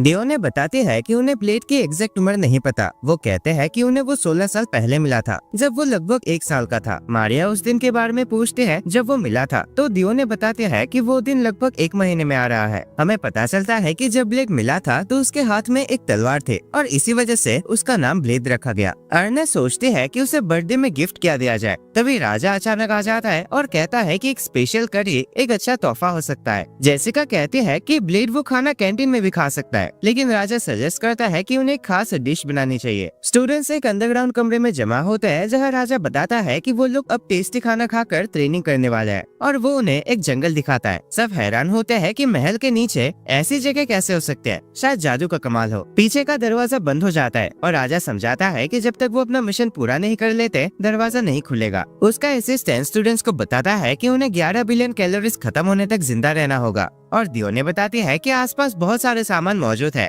लेकिन इस एरिया के जानवर बहुत खतरनाक है। स्टूडेंट्स कैंप लगाते हैं। जेसिका एक मॉन्स्टर को खुले जगह में लाती है, लेकिन वो जानवर क्लेयर को देख लेता है और उसके पीछे पड़ जाता है। तभी मारिया माओ की मदद लेती है और वो मॉन्स्टर को हरा देते हैं, जिससे वो उसे पकड़ पाता है। वो लोग मॉन्स्टर के बचे हुए हिस्सों को कैंप में लाते हैं, जहाँ सब लोग खाना बनाना शुरू कर देते हैं और अपने अपने काम से कैंप को सुरक्षित बना रहे हैं। ब्लेड नहा रहा होता है जब अर्नेस्ट अचानक उसके पास आ जाते हैं। वो उसके सीने पर बने निशान को देखकर पूछते हैं कि बचपन में वो कैसा था। ब्लेड बताता है कि वो हमेशा अपनी जिंदगी के लिए लड़ता रहता था, जानता था कि अगर वो मजबूत नहीं बनेगा तो जिंदा नहीं रहेगा। अर्नेस्ट उसके सीने को छूती है और धीरे धीरे करीब आने लगते हैं, लेकिन क्लेयर अचानक दौड़ कर आते हैं और कहते हैं कि वो ज्यादा करीब न आए। अर्नेस्ट शर्मिंदा हो जाते हैं जब पता चलता है कि सब उसे देख रहे थे। कैंप धीरे धीरे एक गांव जैसा बन जाता है और स्टूडेंट्स अपने गोल के करीब पहुंच रहे होते हैं, लेकिन राजा सोचता है कि उनके लिए ये काम बहुत आसान हो रहा है, इसीलिए वो एक नया चैलेंज देता है और स्टूडेंट्स को ऑर्डर देता है कि उसके उसके दिए गए सामान लेकर आए। वो सब एक गुफा में जाते हैं जहाँ उन्हें कैबेज मॉन्स्टर मिलता है। अर्नेस्ट उसे जलाने वाले होते हैं पर सोफी उसे रोक लेती है, कहते हैं कि उन्हें वो जिंदा चाहिए। सब मिलकर मॉन्स्टर पर हमला करते हैं और उसे पकड़ने में कामयाब हो जाता है। फिर स्टूडेंट्स एक खेत में जाते हैं अगला सामान ढूंढने। वहाँ उन्हें एक बॉक्सिंग कॉर्न मिलता है। ब्लेड उससे लड़ने जाने लगता है पर सोफी कहते हैं कि अगर वो अपने हाथ का इस्तेमाल नहीं करेगा तो कॉर्न का टेस्ट अच्छा नहीं होगा। ब्लेड मॉन्स्टर के साथ बॉक्सिंग मैच करता है,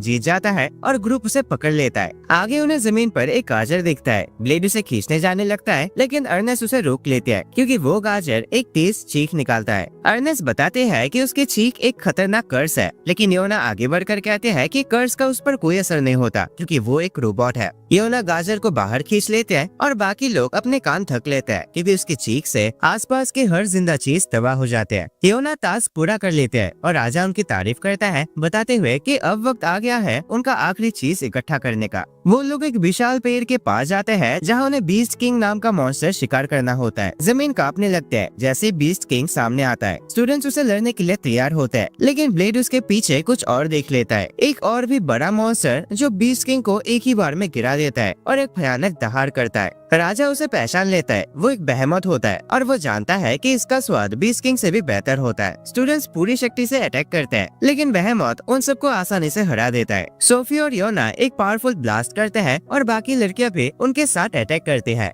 एक बड़ा धमाका होता है लेकिन फिर भी बेहेमोथ पर कोई असर नहीं पड़ता। वो मॉन्स्टर एक एनर्जी बीम फायर करता है पर लियोनार्ड सबको बचाने के लिए एक बैरियर बना देता है। अर्नेस्ट ब्लेड को एस्मोडियस की शक्तियों का इस्तेमाल करने देते हैं और कहते हैं कि एक ही टेक्निक है जो इस बेहेमोथ को गिरा सकते हैं। माओ कहते हैं कि ब्लेड ये नहीं कर पाएगा क्योंकि वो अपनी शक्ति का सिर्फ 15% ही इस्तेमाल कर सकता है। ब्लेड कहता है कि इस टेक्निक के लिए उसे 30 गुना शक्ति चाहिए, इसीलिए वो माओ का हाथ पकड़कर थोड़ी शक्ति उधार मांगता है। माओ बताती है कि एक और तेज तरीका है और वो उसे अपनी एनर्जी ट्रांसफर कर देते हैं। सोफी बेहेमोथ को कमजोर करते हैं और योना अपने अटैक फायर करते हैं लेकिन मॉन्स्टर को रोकने के लिए ये काफी नहीं होता। फिर स्टूडेंट्स उसका ध्यान भटकाते हैं, तब ब्लेड और माओ एस्मोडियस को समन करते हैं। एक तेज लहर उनके आसपास बन जाते हैं और एस्मोडियस एक विशाल तलवार के रूप में बदल जाता है। होली डीमन स्वॉर्ड ब्लेड उसे लेकर बेहेमोथ पर हमला करता है और उसे बीच से काट देता है। माओ याद करते हैं कि यही टेक्निक ब्लेड ने उसे हराने के लिए इस्तेमाल की थी। ब्लेड थक जाता है और बेहोश होने से पहले माओ का शुक्रिया अदा करता है। वापस एकेडमी लौटकर डॉक्टर बताता है कि अब ब्लेड अपनी शक्ति का 18% इस्तेमाल कर सकता है क्योंकि उसका शरीर धीरे धीरे ठीक हो रहा है। ब्लेड कैफेटेरिया जाता है जहाँ स्टूडेंट्स ने उसके लिए एक सरप्राइज का इंतजाम किया होता है और सब उसे हैप्पी बर्थडे विश करता है। अर्नेस्ट बताते हैं कि आज वो दिन है जब उसे अपना बनाकर रखा गया था, इसीलिए वो इसे उसका बर्थडे मानते हैं। कुक बताते हैं कि अब ब्लेड 18 साल का हो गया है। अर्नेस्ट उसे अपना गिफ्ट दिखाते हैं, स्पेशल टोनकात्सु करी जो उन्होंने सारे इकट्ठा किए गए सामान से बनाए हैं। ब्लेड हैरान हो जाता है कि सबने उसके लिए इतनी मेहनत की और टेस्ट करते ही रो पड़ता है, सबका शुक्रिया करते हुए कि वो उसके दोस्त है।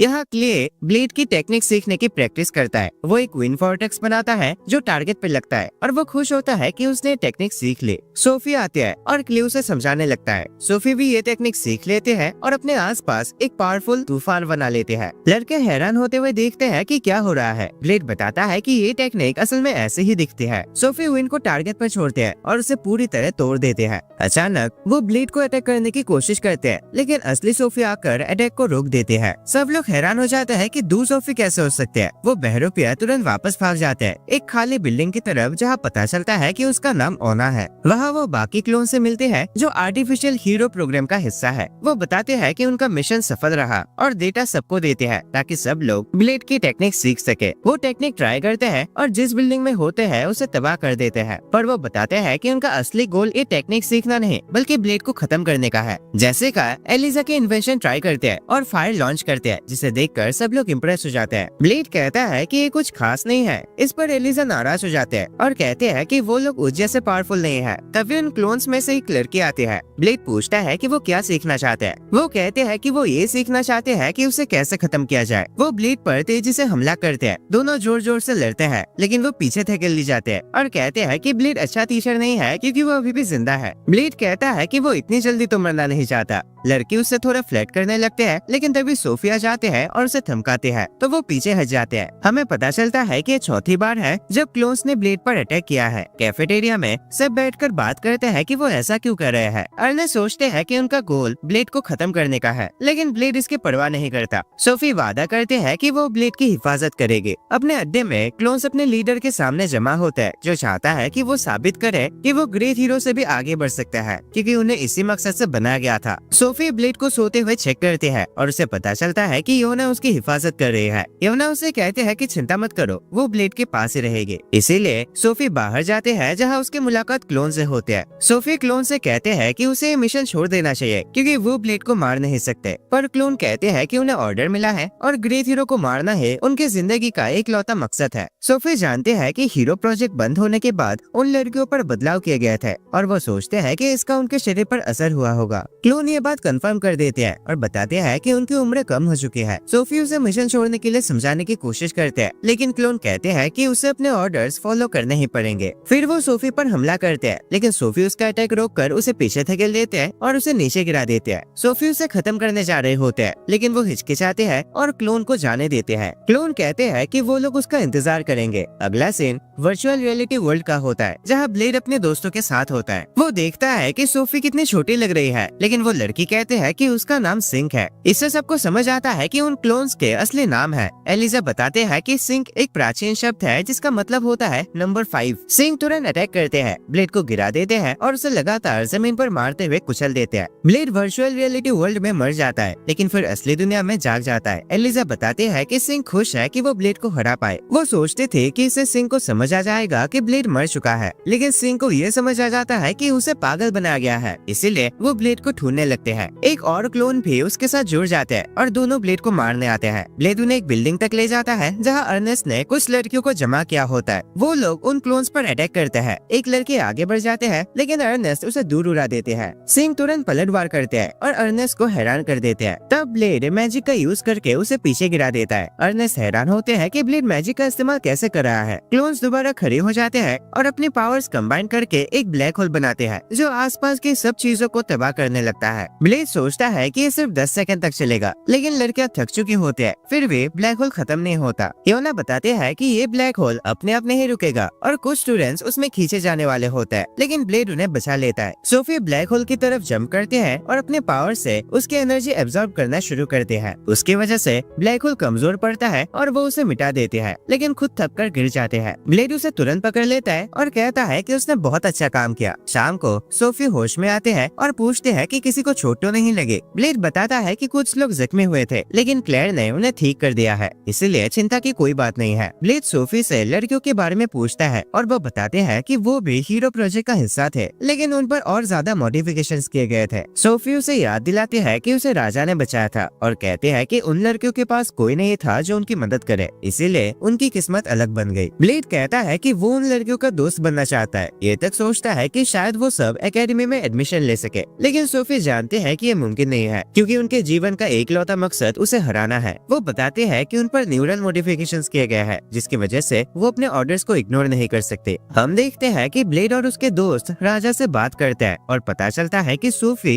एकेडमी छोड़कर जा चुकी है। अर्नेस्ट पूछते हैं कि राजा ने उसे रोका क्यों नहीं, पर वो कहता है कि ये फैसला उसका नहीं है। ब्लेड सोचता है कि शायद सोफी अपने बहनों को ढूंढने गई है और अर्नेस्ट बताते हैं कि उन्हें उसे वापस लाना चाहिए। जेसिका कहते हैं कि उन्हें लड़कियों के छुपने की जगह से शुरू करना चाहिए, लेकिन राजा उनसे कहता है तुम लोग ये सोचो कि सोफी अकेले क्यों गई। वो बताता है कि उन क्लोन्स को रोकने का एक ही तरीका है, उन्हें खत्म कर देना, और सोफी नहीं चाहती कि उनके हाथ खराब हो। अर्नेस्ट श्योर है कि कोई और रास्ता जरूर होगा और राजा उन्हें सोच समझकर फैसला लेने को कहता है। ब्लेड फिर भी डिसाइड करता है कि वो उसके पीछे जाएगा। कू और योना भी सोफी की मदद करना चाहता है। माओ भी उनके साथ चलने का फैसला करते हैं। जब वो निकलने की तैयारी कर रहे होते हैं, उन्हें पता चलता है कि बाकी दोस्त पहले से ही रेडी खड़े हैं और वो उन्हें यहाँ तक कि डांट भी देते हैं कि इतना देर क्यों किया। सोफी एक अड्डे पर होते हैं, लेकिन वो जगह पहले से खाली होते हैं। अर्नेस्ट उस तक पहुँच जाते हैं। सोफी उसे कहते हैं कि उसे अकेले जाने दे, लेकिन अर्नेस्ट समझाते हैं कि वो सब मिलकर मदद कर सकते हैं। सोफी ग्रेट हीरो प्रोजेक्ट के बारे में सबको समझाते हैं। वो बताते हैं कि वो और उसकी बहनें ग्रेट हीरो से भी आगे बढ़ने के लिए बनाए गए थे। प्रोजेक्ट बंद कर दिया गया था, लेकिन किसी ने रिसर्च और सैंपल्स चुरा लिए और वो क्लोन्स रिलीज हो गए। अर्नेस्ट हैरान होते हैं कि लड़कियां फिर ब्लेड के पीछे क्यों है जब उन्हें ग्रेट हीरो को चैलेंज करना चाहिए था। सोफी सोचते हैं कि शायद वो उनके पावर्स को टेस्ट करने के लिए ब्लेड को टारगेट कर रहे हैं और ब्लेड भी कुछ अगरम बगरम कहानियां बना देता है ताकि उसकी असली पहचान छुपी रहे। सोफी को थोड़ा गिल्ट महसूस होता है क्योंकि उसे एक अच्छी जिंदगी मिले जबकि उसके बहनों को भुगतना पड़ रहा है, इसीलिए वो उन्हें बचाना चाहते हैं और सब ठीक करना चाहते हैं, चाहे इसके लिए उसे अपनी जान क्यों न देनी पड़े। लेकिन अर्नेस्ट उसे रोकते हैं और कहते हैं कि वो अपने दोस्तों पर भरोसा कर सकते हैं। सोफी सोचते हैं कि उन्हें बचाना मुश्किल होगा क्योंकि उन्हें अपने ऑर्डर्स मानने पड़ते हैं और उनके शरीर के मॉडिफिकेशंस का मतलब है कि उनके पास जीने के लिए कम समय बचा है। ब्लेड कहता है कि वो उस पर विश्वास करे और सबसे मदद मांगता है। इसी दौरान हम लड़कियों को एक और जगह में देखते हैं जहाँ उन्हें याद दिलाया जाता है कि उनका गोल ब्लेड को खत्म करना है। उन्हें एक लेटर मिलता है जिसमें ब्लेड के साथ एकेडमी एरिना में चैलेंज का इन्विटेशन होता है। ब्लेड एरिना में उन क्लोन्स का इंतजार करता है। अर्नेस्ट पूछते हैं कि क्या वो इस ट्रैप में आएंगे, लेकिन सोफी यकीन से कहते हैं कि अगर फैसला उसका होता तो वो जरूर आते। क्लोन्स आखिरकार आ जाते हैं और कहते हैं कि वो ब्लेड को खत्म करने आए हैं। हमें एलिजा की याद दिलाई जाती है कि ब्लेड को प्लान फॉलो करना है और ये रिवील होता है कि उसे अकेले लड़ना होगा वरना क्लोन्स भाग जाएंगे। क्लोन्स तुरंत उस पर अटैक कर देते हैं और एलिजा बताते हैं कि उसका गोल उनकी एनर्जी खत्म करना है ताकि उनके कमांडर का पता लग सके और लड़कियों को रिप्रोग्राम किया जा सके। ब्लेड उन सबको काफी मुश्किल से संभाल पाता है और अपनी तलवार भी खो देता है। अर्नेस्ट परेशान होते हैं पर सोफी कहते हैं कि ब्लेड पर यकीन रखे। ब्लेड एक बैरियर बनाकर सबको रोक लेता है और उन्हें पीछे धकेल देता है। अर्नेस्ट बुरा महसूस करते हैं कि वो कुछ नहीं कर पा रहे, लेकिन जेसिका उसे याद दिलाती है कि उनके पास ब्लेड की मदद करने का सिर्फ एक तरीका है। यहाँ ब्लेड अपनी तलवार वापस ले लेता है, लेकिन एक क्लोन अपनी हीरो एबिलिटी एक्टिवेट कर देते हैं। सब कुछ उल्टी दिशा में घूमने लगता है और ब्लेड बहुत जोर से इधर उधर टकराता है। जब उसका अटैक खत्म होता है, ब्लेड जमीन पर गिर जाता है, लेकिन लड़की भी पूरी तरह से थक चुके होते हैं और उसकी एनर्जी खत्म हो गई होती है। दूसरा क्लोन अपनी पावर एक्टिवेट करते हैं और अपने कई सारे कॉपीज बना लेते हैं। जेसिका अचानक ब्लेड को एक बॉटल फेंक कर देती है जिसे वो अपने तलवार में डाल लेता है और उसकी पावर का इस्तेमाल करके सारे क्लोन्स को उड़ा देता है। लड़की की शक्ति भी खत्म हो जाती है और अगली क्लोन ब्लेड पर हमला करते हैं, लेकिन लियोनार्ड ब्लेड को अपनी पावर दे देता है जिससे ब्लेड एक बैरियर बनाकर उसका अटैक रोक लेता है। पर ब्लेड की तलवार तबाह हो जाती है और सिंक उस पर हमला करती है। ब्लेड उसके अटैक से बचकर निकल लेता है और अर्नेस्ट को आवाज देता है कि वो अपनी पावर दे। अर्नेस्ट हैरान होते हैं कि ब्लेड इसे तलवार के बिना कैसे यूज करेगा, पर वो बॉटल फेंक देते हैं, लेकिन सिंक बीच में आ जाते हैं और बॉटल जमीन पर गिर जाते हैं। सोफी तुरंत अपनी पावर से वक्त रोक देते हैं, बॉटल को उठा लेते हैं और ब्लेड को बचा लेते हैं। सिंह अपने हीरो पावर का इस्तेमाल करने की तैयारी करते हैं, लेकिन ब्लेड सोफी की पावर का इस्तेमाल करके उसके अटैक से बच जाता है, जिससे सिंह थक कर गिर जाते हैं। अब सिर्फ क्लोन बचे होते हैं और वो ब्लेड को खत्म करने के लिए अटैक करते हैं, पर ब्लेड के पास अभी भी अर्नेस्ट की शक्ति होती है जिससे वो उसके अटैक का सामना कर लेता है। आग और धमाके चारों तरफ फैल जाता है जिससे स्टूडेंट्स घबरा जाता है। जब धूल बैठते हैं, क्लोन अभी भी खड़े होते हैं। धीरे धीरे सूरज ढलने लगता है। ब्लेड सोचता है कि वो किस बात का इंतजार कर रही है, पर क्लोन कहते हैं कि उसका वक्त खत्म हो गया है और उसका शरीर बिखरने लगता है। ब्लेड समझ नहीं पाता कि क्या हो रहा है। क्लोन बताते हैं कि उनकी जिंदगी सिर्फ 14 दिन की थी और आज उनका आखिरी दिन है।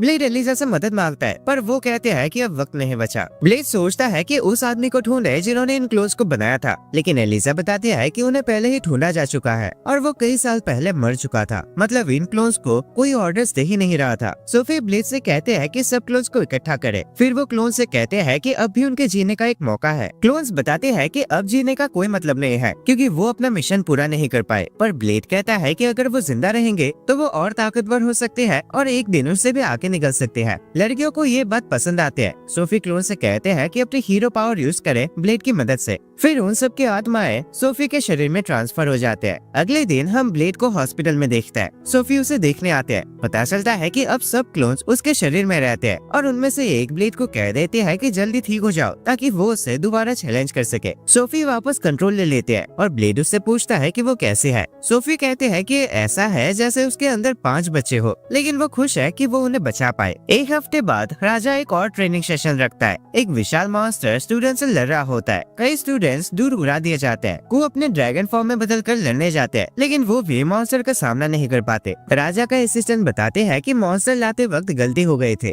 और ये एक ऐसा वर्जन है जो बहुत ज्यादा पावरफुल है। अर्नेस्ट अपने फ्लेम से अटैक करते हैं, लेकिन कोई असर नहीं होता। सोफी अपने सब बहनों की पावर यूज करते हैं, उनके अलग अलग स्किल्स मिलाकर, पर फिर वे मुश्किल से ही कुछ होता है। माओ और योना अपना पूरा जोर लगाकर मॉन्स्टर पर ब्लास्ट करते हैं, लेकिन मॉन्स्टर पर कोई फर्क नहीं पड़ता। सिचुएशन खराब लगने लगते हैं, लेकिन राजा सिर्फ हंसता है। वो कहता है कि घबराने की कोई जरूरत नहीं है क्योंकि उनके पास ग्रेट हीरो है। तभी मॉन्स्टर एक ही अटैक में गिर जाता है। ब्लेड अपना लंच लेकर आता है और पूछता है कि सब लोग क्या कर रहे हैं। तो दोस्तों इसी के साथ ये एनीमे यहीं पर खत्म हो जाते हैं। वीडियो पसंद आए तो लाइक कर देना। एंड सॉरी दोस्तों, वीडियो आने में काफी टाइम लग गया। तुम्हें तो पता ही है वो कॉपीराइट स्ट्राइक वगैरह के बारे में। बट टेंशन मत लो, अगला वीडियो बहुत जल्द आएगा, पक्का प्रॉमिस। और हाँ, मैंने तुम लोग को पूरी स्टोरी नहीं बताया कि क्या हो रखा था इतने दिनों से, तो अगले वीडियो में मैं उसके बारे में भी अच्छे से बता दूंगा। बाकी अगर तुम्हें ऐसे ही मैजिकल एंड ओवरपावर्ड एनिमेस देखना पसंद है देन चैनल को सब्सक्राइब करके रखना एंड स्क्रीन पे शो हो रहे उन वीडियोस पे क्लिक करो। एंड मैं तुम्हें मिलता हूँ एक और नए वीडियो में।